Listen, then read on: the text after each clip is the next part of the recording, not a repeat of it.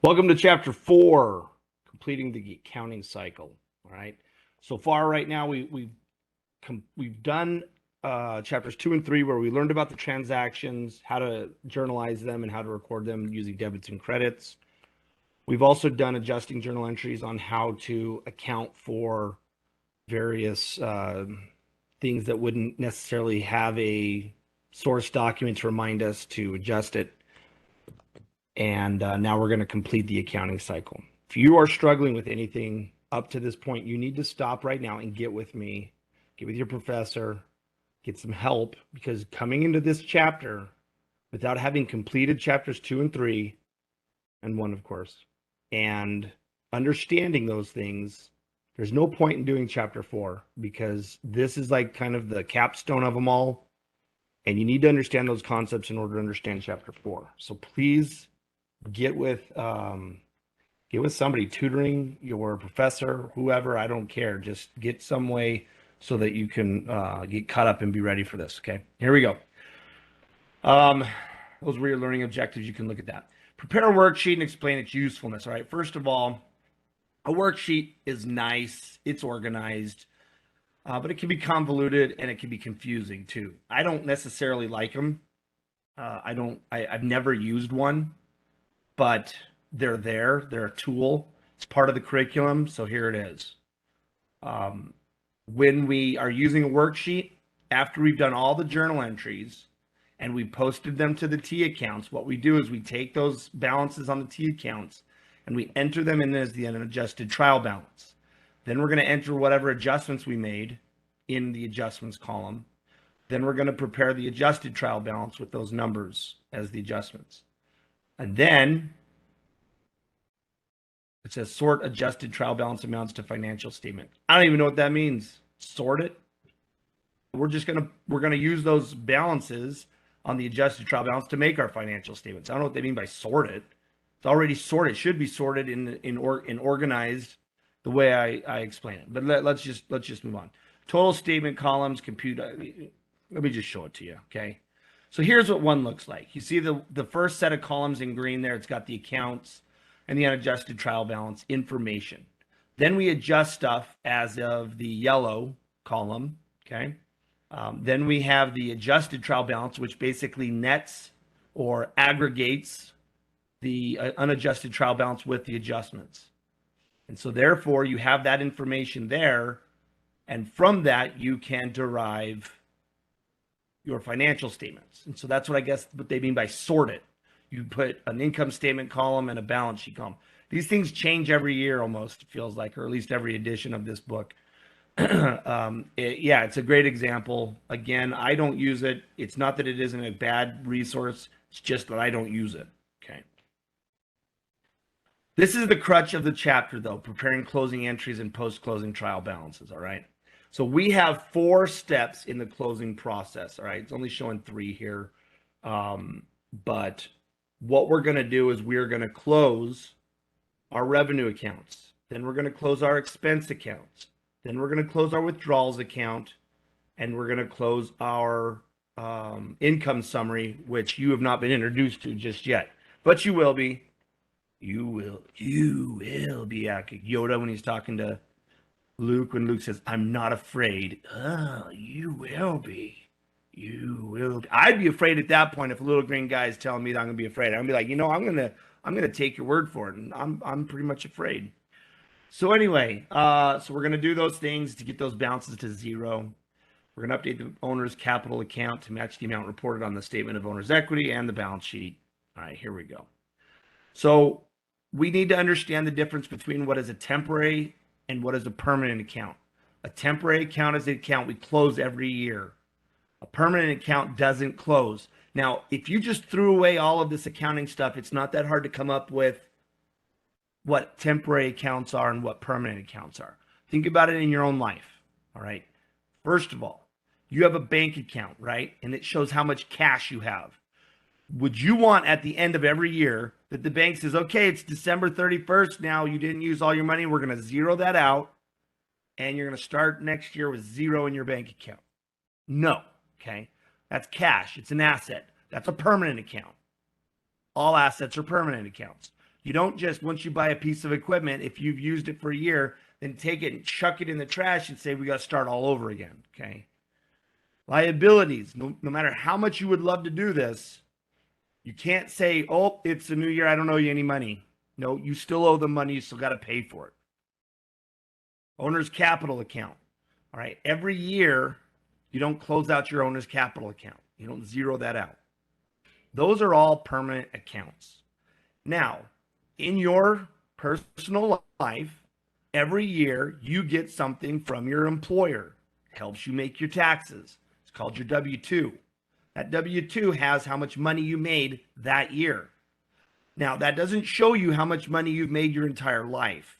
It just shows you what you made that year. And every year you start all over again. That's a temporary account. We zero it out every year and start all over again. Your expenses. We track so that's an example of revenues. All revenues are going to be temporary accounts. We're going to close them out at the end of the year. Expenses are the same way. When you go and spend money, you don't get a little receipt showing every amount you've ever spent at that store. You're not going to get that with a company either. It's only showing the expenses for that 1 year. Any withdrawals that the owner makes are going to be also closed that year, because we don't care how much they withdrew 20 years ago. We only care about what it was in this last accounting period to make this financial statement. And the last thing is the income summary, and I'll get to that and explain why we're zeroing that out, but we won't do that right now. But it is a temporary account. So here's your closing entries. These are your 4 closing entries. I already mentioned what they were. Let's get to them. So here's our expense account. Let's first start with revenues. I don't know why. Closed income statement credit balances. All right, we're going to start with the revenue accounts. Now, they changed this from the prior book, closed income statement credit balances, because there's more income statement accounts than revenue accounts. We're not getting into it in Accounting 111, but there are. That's why they changed it, because they want to be factually correct and not mislead you. Revenue accounts have a credit balance, $7,850. To close that, we have to debit it to a zero. Once it's at zero with the $7,850 as a debit, we have to have a debit and a credit. We debit the revenue accounts. We're going to credit the income summary. Oh, there's 2 revenues. I'm like, which they got wrong. Okay, so we have revenue, rental revenue and consulting revenue. We closed them both, and it totals a credit balance of $8,150 in the income summary account. It's a temporary account. We're just putting our revenues in there. Then we're going to do the same thing with our expenses. Our expenses normally have a debit balance.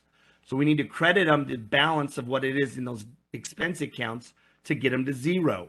And then we're going to add all those up, and we're going to debit that to the income summary. Once you do this math, you're going to take the credit minus, the credit minus the, the credit minus the debit. And if you get a positive number, it's going to be a credit balance as the income summary, and that's going to represent your net income. If you take your revenues minus your expenses and you come up with a negative number, that means your expenses were more than your revenue, and you're going to have a net loss. So depending on that circumstance will depend on how you close the income summary. In this situation, we had a credit balance. So we got to get this to zero now, which means we're going to zero it out by debiting the income summary by whatever the balance was. In this case, it's $3,785. We're going to move that to the capital account. Then we're going to come over here to the C. Taylor withdrawals account, the withdrawals account. Its normal balance is a debit. We're going to use a credit to close it, and then debit the capital account. The income summary and the capital account are very important, because the income summary is basically a manifestation of your revenues minus your expenses equals your net income. That's your income statement. And the capital account is a manifestation of your statement of owner's equity account, or your statement of owner's equity. You have your beginning balance plus your net income plus any owner's contributions, which you had none, minus the withdrawals equals your ending balance. Those 2 accounts will basically write your financial statements for you. So everything after those accounts, once you've got everything to zero that you need to close, everything else is a permanent account. Assets, liabilities, and this equity account, this C. Taylor Capital, is an equity account. That ending balance gets carried over to the next year. It's a permanent account, even though we're closing things into it. Here is the post-closing trial balance. Notice you have assets listed first. Okay, this is a contra asset account, but still an asset. Then you have your liabilities and then your equity. And notice your debits equal your credits. That is your post-closing trial balance. Now, here's the accounting cycle. Basically, we analyzed transactions, journalized, and posted. We did this in chapter 2. And then we prepared, we didn't call it the unadjusted trial balance at the time. We just said make a trial balance. But ultimately, that's what we made, was the unadjusted trial balance.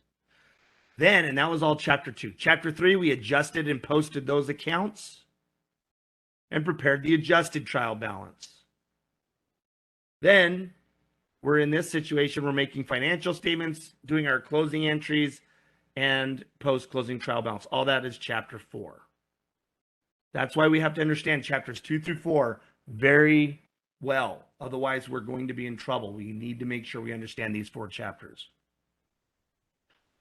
And let's talk now about classifying a balance sheet. Now, we've been just showing you balance sheets. This is a post-closing trial balance. But basically, we've been just showing you the accounts and showing you the balances in them. But that's not what we're going to be doing for the classified balance sheet. We're going to be sorting our assets into current assets and non-current assets, and we're going to be sorting our liabilities into current liabilities and non-current liabilities. And then we're going to list the equity after that. Here's an example of a classified balance sheet. Current assets are any asset that is going to be used up or should be used up within a 12-month period. All of these assets are things we should be using within 12 months. Then we list our long-term assets. We don't have, a category saying long-term assets. We just say long-term investments, plan assets, intangible assets, whatever else. Then with the liabilities, we say current liabilities, we list them out. Long-term liabilities, we list them out. And then we have our equity account. Simple as that. Here's the example of a current asset. I'll let you read that. You can pause these slides. I'm not going to reread them. I basically already told you what they were. So you can pause these slides to look at them. Long-term investments is basically something a company buys and holds and anticipates to hold it for longer than a year. You'll learn about more of that, and plan assets in accounting 112.